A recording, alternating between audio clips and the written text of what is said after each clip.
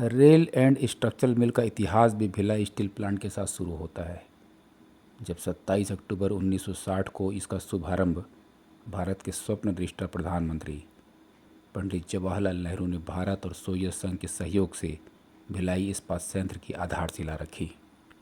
आज जो हम मिल देख रहे हैं, इसको इस मुकाम तक लाने में हमारे वरिष्ठों ने अपने पसीने बहाए हैं। बीते वर्षों में लाखों टन रेल इस्पात भारतीय रेलवे और अन्य संस्थाओं के साथ विदेशों में भी सप्लाई किए गए हैं। मैं नमन करता हूं अपने वरिष्ठ साथियों का, जिनका पूर्व में योगदान रहा। हम नमन करते हैं रेल एंड स्ट्रक्चरल मिल और यहाँ के उत्पादों का, जिसे देखकर हमारा सिर गर्व से ऊंचा और सीना चौड़ा हो जाता है। हम सभी बहुत सम्मानित महसूस करते हैं कि हर भारतीय इस पर चलकर अपने आप को सुरक्षित महसूस करता है। यह रेल मिल के लिए गौरव की बात है कि एक समय में रेल है तो सेल है जैसे नारे चर्चा में रहे। पूर्व में भी हमने अपने वरिष्ठ साथियों को समय के साथ अश्रुपूरित नेत्रों से विदा किया है। आज फिर वही कठिन घड़ी आ चुकी है, जब हमारे प्रिय को नम नेत्रों से विदा करने के लिए हम इस सभागार में उपस्थित हुए हैं। मैं जिनकी बात कर रहा हूँ वे किसी शब्द, किसी आकृति, किसी उपमा के मोहताज नहीं। वे अपने आप में मिसाल हैं और उन्होंने अपने हुनर के परचम लहराए हैं। We are here to honour one and only one, Shri Ken Malik.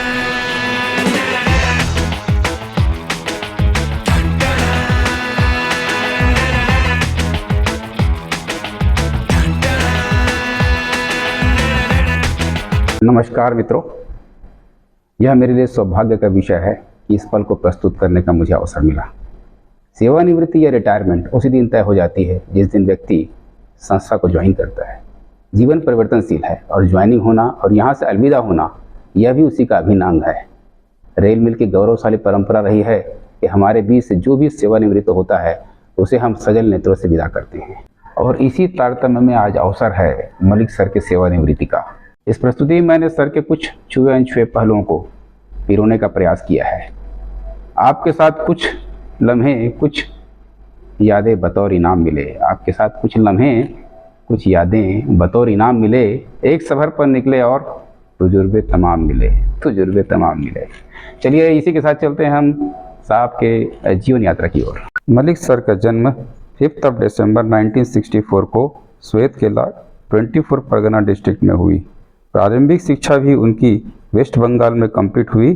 Mechanical engineering में बैचलर डिग्री लेने के बाद आपने 15 जुलाई 1989 को भिलाई इस्पात संयंत्र के रेल एंड स्ट्रक्चरल मिल में ज्वाइनिंग लिया। आज आप जीएम मैकेनिकल के पद पर पदस्थ हैं। अपनी पूरी सर्विस यात्रा के पीरियड में आपने यूके, डेनमार्क, जर्मनी और फ्रांस जैसे देशों की भी यात्रा की थी। अभी आपके साथ में आपकी धर्मपत्नी आरती सेन और 2 बच्चे हैं। लीडरशिप लेसन के बारे में अपने अपने कॉलम में लिखा है, as a leader I always try to understand the need of the each participant of the group. This helps me to deal with each person as an individual and treat him with respect and help the person to grow as my team member. As a business leader आपकी पसंद Bill Gates हैं। आपको फिल्में देखना भी पसंद है। फिल्मों में आपको लगान और तारे जमी पर ने बहुत प्रभावित किया है। चलिए अब हम आपको ले चलते हैं मलिक सर के पास, जहां वो अपना अनुभव साझा करेंगे। मलिक साहब नमस्कार। सर आपका स्वागत है यहाँ पर। एक छोटा सा इंटरव्यू हम आपसे लेना चाहते हैं, क्योंकि आप रिटायर हो रहे हैं और आपकी काफ़ी लाइफ, लगभग 30 से 35 साल की लाइफ रेल में गुजरी हुई है। तो मैं अपने साथियों की तरफ से कुछ क्वेश्चन मैं आपसे करूँगा, कृपया उसका आंसर देंगे। सर मुझे बताइए कि आपने संयंत्र में अपनी जीवन जो शुरू की उसकी यात्रा कैसे रही? ठीक है, सबसे पहले साहू जी मैं आपको बहुत बहुत धन्यवाद करता हूँ। मेरा सेल में ज्वाइनिंग था 1989 15 जुलाई।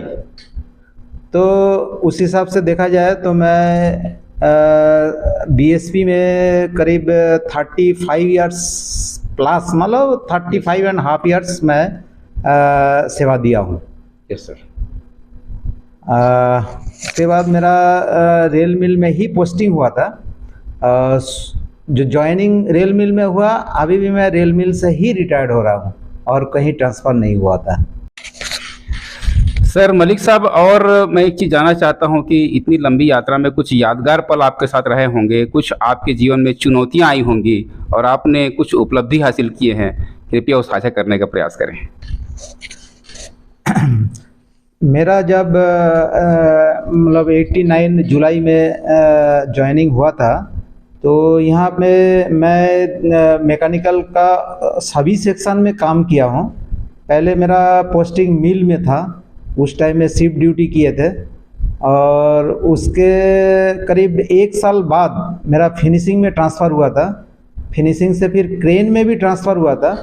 क्रेन में बहुत कम समय रहा, करीब 3 महीना के आसपास रहा। उसके बाद मेरा परमानेंट फिनिशिंग में ही पोस्टिंग हुआ था।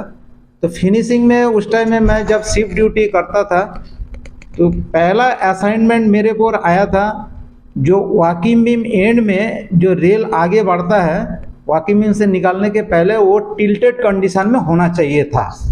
लेकिन उसके बहुत पहले ओरिजिनल सिस्टम जो था वो चालू तो था, लेकिन वो फ्रीक्वेंटली वो लिफ्ट पोजीशन में फंस जाता था और वॉकिंग बीम में रेल एक्यूमुलेट होके वो सिस्टम को एकदम बंद कर देता था, मतलब प्रोडक्शन बंद हो जाता था।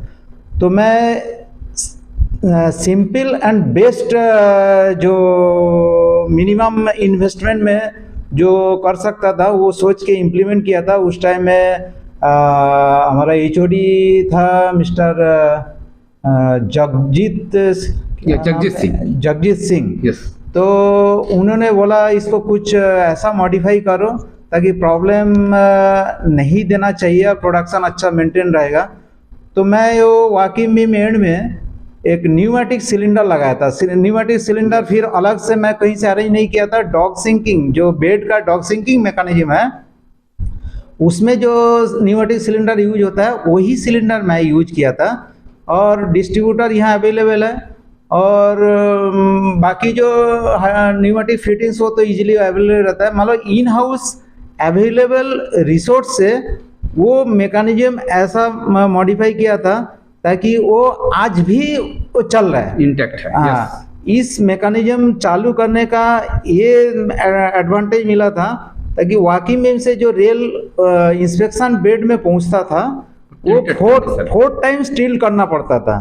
तो फर्स्ट टाइम बहुत फास्ट बेड प्रिपरेशन के लिए जो कास्ट नंबर होता है वो इजीली विजिबल रहता था टिल्टेड कंडीशन में। मतलब कास्ट नंबर देख के उसमें बेड फटाफट बन जाता था, और वन टाइम उसी टाइम में टिल्टिंग कम हो जाता था।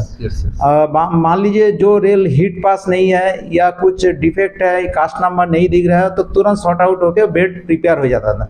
हेड ऑफ रेल में ये पॉसिबल नहीं था, तो बेड प्रिपरेशन में काफ़ी डिले होता था। Yes sir. तो ये एडवांटेज मिला उसमें। सिस्टम को फुल प्रूफ बनाने के लिए, मतलब डैमेज ना हो और कोई प्रॉब्लम ना हो, इसलिए उसमें लिमिट स्विच मैकेनिज्म भी लगाया था ताकि कभी माल फंक्शन ना हो। लिमिट स्विच ऑपरेशन से वो सिस्टम भी एकदम मतलब अच्छा से चलता था, और बहुत मिनिमम मेंटेनेंस होके चला था। आज भी चल रहा है।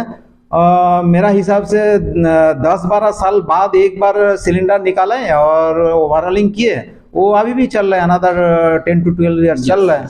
तो ऐसा करके वो मैकेनिज्म मेरा फास्ट जो मेजर मॉडिफिकेशन है वो मैं किया था।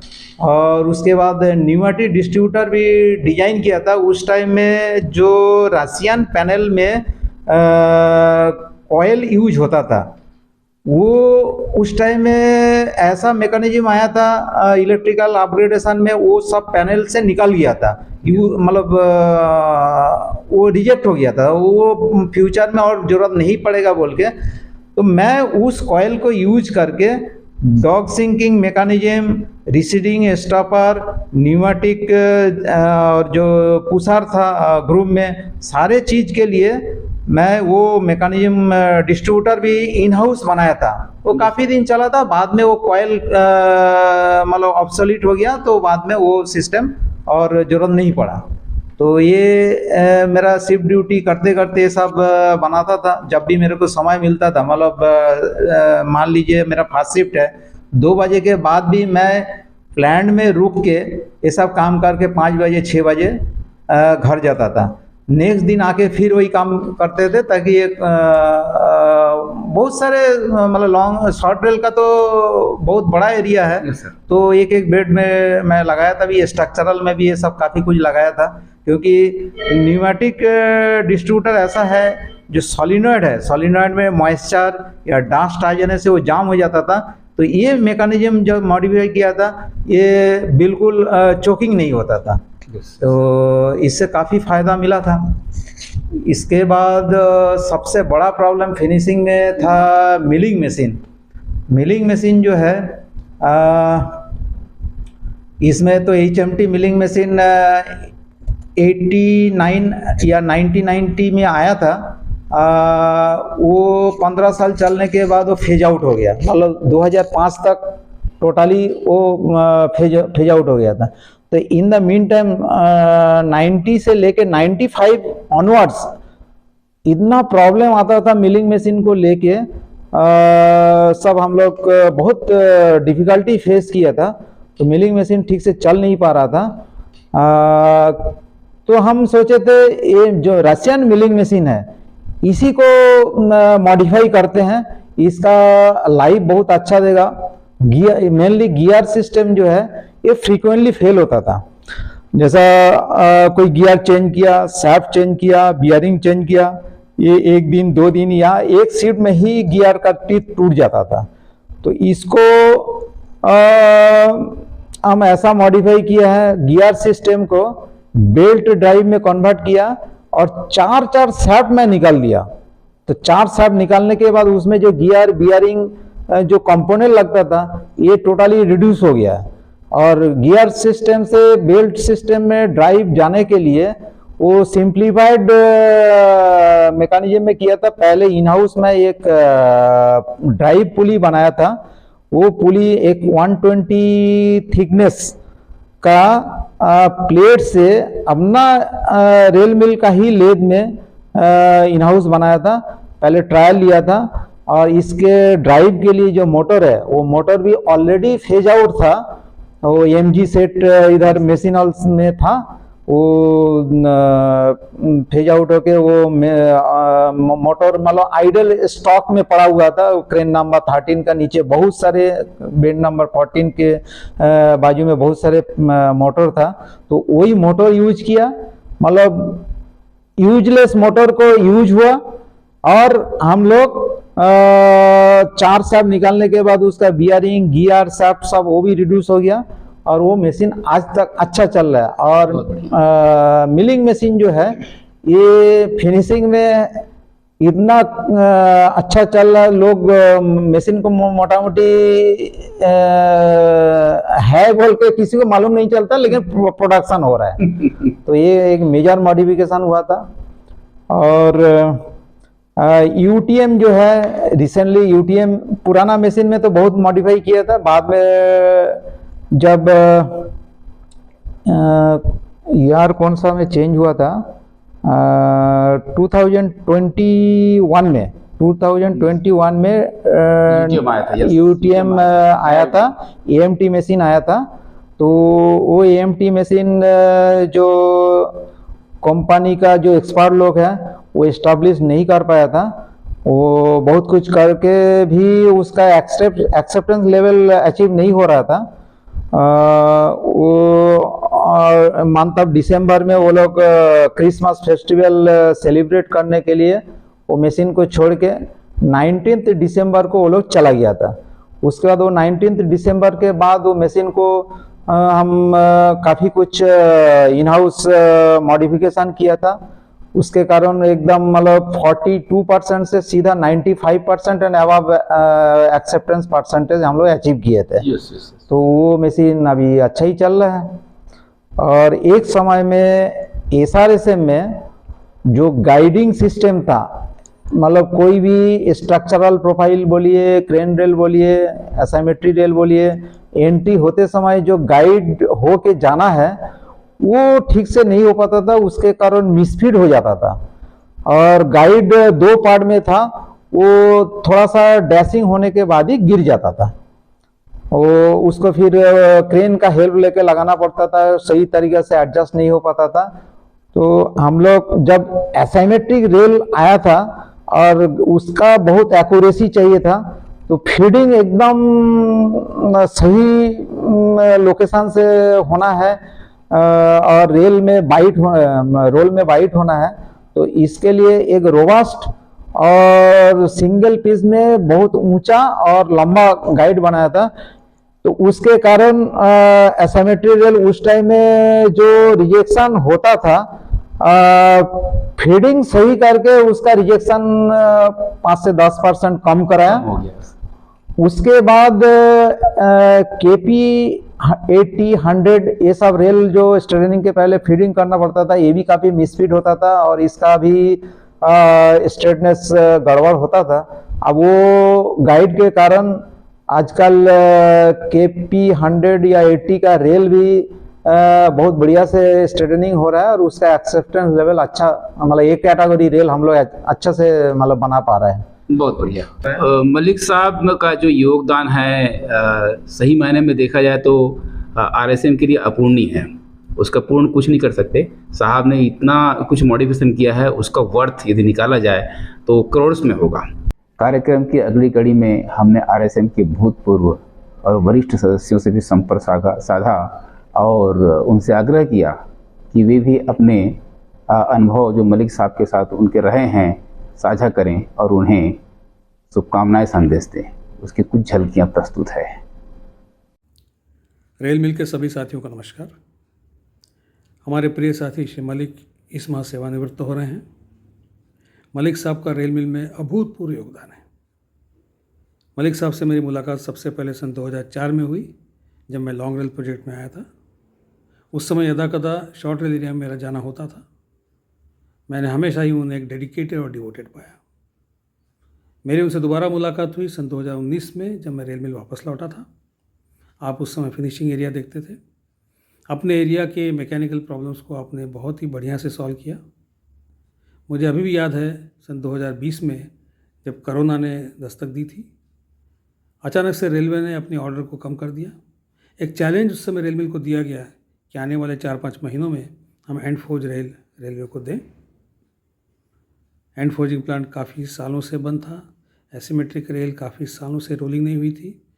स्ट्रेटनर में भी इश्यूज़ थे। बट बहुत ही कम समय में अपनी टीम के साथ मलिक साहब ने इन सभी इक्विपमेंट को रेडी किया और मुझे बताते हुए हर्ष हो रहा है कि मार्च 2021 तक हम 500 की बजाय 1000 पीस देने की स्थिति में थे।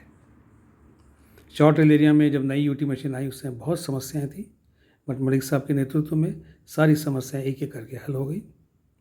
लॉन्ग रेल एरिया में भी इन्होंने इन हाउस कार्बाइड 100 बना के एक नया कीर्तिमान रचा। मलिक साहब ने प्लांट को बहुत समय दिया। अब वो सेवानिवृत्त हो रहे हैं। मैं चाहता हूँ कि उनका आने वाला समय बहुत अच्छा बीते। मेरी ईश्वर से यही प्रार्थना है और वो काम करें, सारे शौक़, सारी इच्छाएं पूरी करें जो शायद कम समय के रहते वो नहीं कर पाए थे। मलिक साहब एक बहुत ही हार्डकोर मैकेनिकल इंजीनियर हैं और बहुत ही शांति से अपना काम करते हैं। एक शायर का कलाम मुझे याद आ रहा है कि वही रहते हैं खामोश अक्सर, ज़माने में जिनके हुनर बोलते हैं, ज़माने में जिनके हुनर बोलते हैं। अब मलिक साहब के हुनर से हम सब वाकिफ़ हैं। नया साल भी आ रहा है। मेरी मलिक साहब को नए साल के लिए और आने वाले सेकेंड इनिंग्स के लिए ढेर सारी शुभकामनाएं। धन्यवाद। हेलो मलिक जी, मेरा आपसे मुलाकात पहली बार सेक्टर 6 में हुआ था, जब हम एक ही स्ट्रीट में रहते थे और हम अक्सर अपने बच्चों को छोड़ने डीपीएस की बस में जाया करते थे। उसके बाद मुझे एक वाकया याद आता है आपके बारे में, जो मुझे लगता है कि बड़ा इंटरेस्टिंग है। आप अपने बॉस से छुट्टी मांगने गए थे कि आपको शादी में जाना है, तो बॉस ने मना कर दिया और आप चुपचाप वापस आ गए और आपने फ्रेंड को बताया। उन्होंने बड़े ताज्जुब से पूछा कि आपको अपनी शादी की छुट्टी नहीं मिल रही, और वो आपके बॉस के पास गए और उन्होंने आपकी छुट्टी सैंक्शन करवाई। आप इतने सिंपल थे कि आप इन चीज़ों को डायरेक्टली परस्यू नहीं कर पाते थे, सिंपल थे, बहुत ही सरल व्यवहार आपका था। इसके साथ मुझे आपके प्रोफेशनल फ्रंट में भी बहुत सारे उपलब्धियां मालूम हैं, वो तो अनगिनत है। मेरा आपसे प्रोफेशनल वे में तब इंटरेक्शन हुआ जब मैं लॉन्ग रेल देख रहा था और वहाँ पे नई वेल्डिंग मशीन आई, बहुत सारी नई चीज़ें आपने वहाँ की। आप कभी भी जो चल रहा होता था उससे संतुष्ट नहीं रहते थे, आप नई से नई चीज़ करना चाहते थे और उस वजह से हमारे लॉन्ग रेल की उत्पादकता और प्रोडक्शन बहुत ज़्यादा बढ़ी। हम हर साल आपके घर में फंक्शन में जाया करते थे और मुझे पता है आप और आपकी फैमिली बहुत खुशहाल फ्यूचर में भी रहें। मैं आपकी विश करता हूँ। धन्यवाद। Namaskar. Best wishes to my dear friend Malik. I know retirement may be scary, but I am sure you are going to enjoy all the freedom you get and spending more time with your best friend. That's me. Take care. God bless you. Your whole retirement life may be enjoyable, healthy, and prosperous. Thank you, Malik. Hello, Sanjeev here. Congratulations and welcome, dear Malik. You have been champion among champions in this long journey through rail and structural mill. So dependable, so committed. 60 is just a line in the sand. Higher responsibilities lie ahead. I wish you and your family the best in health, happiness and wealth. See you soon. Bye. आदरणीय Dastidar sir, आज के कार्यक्रम के मुख्य अतिथि आदरणीय Kashinath Malik ji, rail mill के मेरे पूर्व सहकर्मी साथियों, आप सबको सादर नमस्कार। 18 महीने पहले मैं आप सबसे अलग हुआ था। आज वही दिन श्री मलिक जी के साथ आया है। श्री मलिक जी के सानिध्य में मुझे भी काम करने का सौभाग्य मिला। उनका सहयोग अतुलनीय है। उन्होंने अपने मिले चैलेंजेस को पूरा करने के लिए जो भी रिसोर्सेस चाहिए होते थे वो पहले से प्लान करके अरेंज करते थे। ज़रूरत पड़ने से मॉडिफिकेशन भी करते थे और बाद में कार्य पूरा होने के बाद कार्य की quality, accuracy, required safety precautions सब के बारे में अच्छे से समझाकर कार्य को संपूर्ण करते थे। उनकी ये अतुलनीय कार्यशैली उनकी कमी का एहसास कराएगी, पर मुझे पूरा उम्मीद है कि रेल मिल बिरादरी के स्वस्थ परंपरा के अनुसार आप सब उनकी कमी को पूरा कर जो भी चैलेंजेस मिलेंगे उसको पूरा करते हुए आप अग्रसर होंगे। मलिक सर, रिटायर्ड ग्रुप में मैं आपका स्वागत करता हूं। जीवन की सेकंड इनिंग काफ़ी लंबी हो, सुरक्षित हो, समृद्धिशाली हो और आप सपरिवार सानंद रहें। अंत में मैं आप सबको नव वर्ष की शुभकामनाएं देते हुए आप सबका पुनः अभिवादन करता हूं। नमस्कार। Hello everyone, wishing Mr. K.N. Malik a very happy and peaceful second innings. A wonderful person, a great mechanical engineer. I still recall my association with Mr. K.N. Malik while working in railway. I found him as one of the finest mechanical engineers that I have come across my professional career. He's very analytical in his approach, very sound technical knowledge, very dedicated and devoted person, and the best part is his ingenuity. Even when there were no spares for any equipment, he used to manage things with his intelligence, with his ingenuity, with his what we can say as the Indian jugaad, and the show continued. I mean, he didn't allow the rail mill to stop at any point of time because of any breakdown or because of lack of spares. So his contribution will always be remembered by Rail Mill Collective. Naturally, he will be missed very much after his retirement, but as they say, every good thing has to come to an end, and the show also must go on. So here is wishing Mr. K.N. Malik a great life ahead in his second innings. Thank you. Rail mill की गौरवशाली परंपरा में यह एक नई कड़ी है, एक नई शुरुआत है। आशा करता हूं आपको पसंद आई होगी। और धन्यवाद मेरे वरिष्ठों का जिन्होंने इस कार्यक्रम को सफल बनाने में अपना सहयोग दिया। मेरी शुभकामनाएं मलिक सर के लिए यही है कि वे आने वाले पारी में स्वस्थ रहें, सुखी रहें, सुरक्षित रहें। और जाते जाते चंद लाइनें कहता जाऊंगा। करते हैं अलविदा आपको, करते हैं अलविदा आपको, दिल से इसे स्वीकार करना, दिल में बसाया है आपको, वक्त मिले तो याद करना, वक्त मिले तो याद करना। थैंक यू, धन्यवाद, शब खैर, नमस्कार।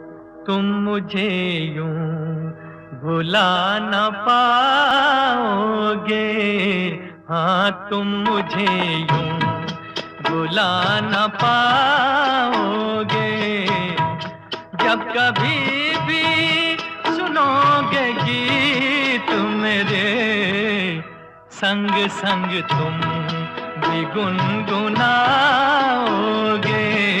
हाँ तुम मुझे यूं भुला न पाओगे, तुम मुझे यूं भुला न पाओगे, हाँ तुम मुझे यूं भुला न पाओगे, जब कभी भी सुनोगे गीत मेरे, संग संग तुम भी गुनगुना